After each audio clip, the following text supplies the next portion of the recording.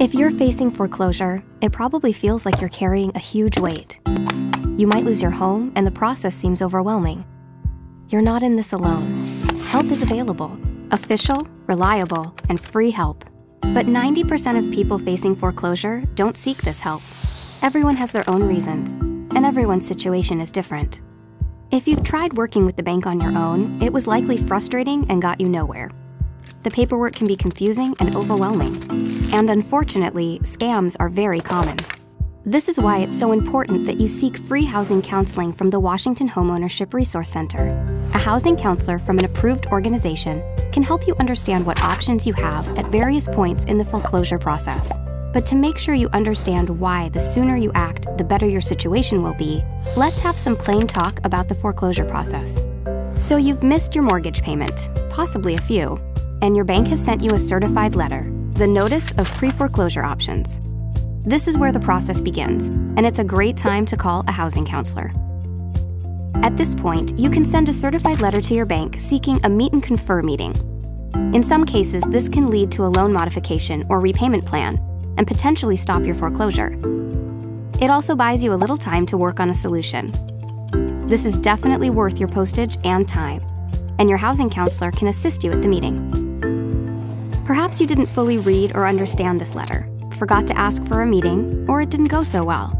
The next notice you'll receive after a minimum of 30 days is the Notice of Default. At this point, the housing counselor you've already started working with can request mediation services through a third party. An attorney can also request mediation on your behalf, but you cannot request it yourself. The counselor or attorney can also act as your representative in these talks with your bank. For low to moderate income households, you may even qualify to receive free legal help.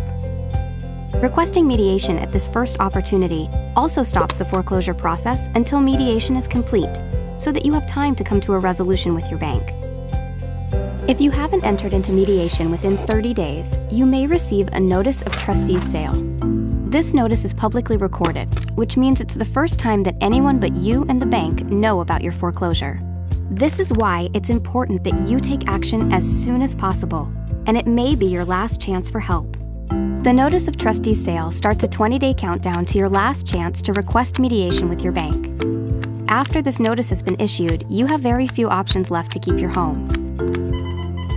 Once the trustee's sale is scheduled, if you don't come to a resolution with your bank to avoid the foreclosure, your home will be sold after 120 days and you will have to move.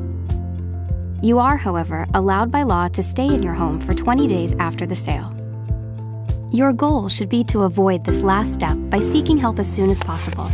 In the state of Washington, you have rights through the Foreclosure Fairness Act and many other laws, but your ability to avoid foreclosure depends on how soon you seek help. Don't wait until it's too late.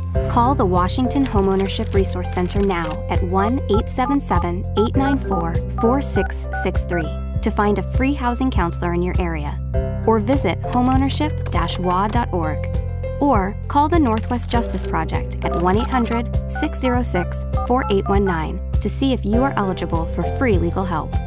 This video was brought to you by Seattle University School of Law's Foreclosure Mediation and Outreach Project, which is funded by a grant from the Legal Foundation of Washington in collaboration with the City of Seattle's Office of Housing.